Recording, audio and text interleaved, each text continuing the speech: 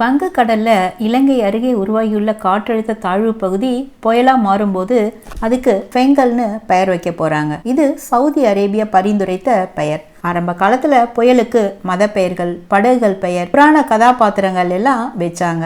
2000ஆவது ஆண்டு முதல் இந்தியா, வங்கதேசம் உட்பட 13 நாடுகள் தலா 13 பேரை பரிந்துரை செய்து அதுலேருந்து ஒரு பெயரை இந்திய வானிலை மையம் புயலுக்கு பெயரா வைக்கும் வழக்கம் இருந்துச்சு. இதுக்கு சில கண்டிஷன்ஸ்லாம் இருக்குங்க. அது என்னன்னா, மத சம்பந்தமான பெயர்கள் இருக்கக்கூடாது, மக்களோட உணர்வுகளை புண்படுத்தக்கூடாது, அப்புறம் இந்த பேரு 8 எழுத்துக்குள்ள இருக்கணும், பெயர்கள் ரிப்பீட் ஆகக்கூடாது, வானிலை வல்லுநர் குழு பெயரை நிராகரிக்கலாம். இந்த மாதிரி இந்தியா கடி, தேஜ், முரசு, அப்புறம் ஆக் என்ற பெயர்களை கொடுத்திருக்காங்க.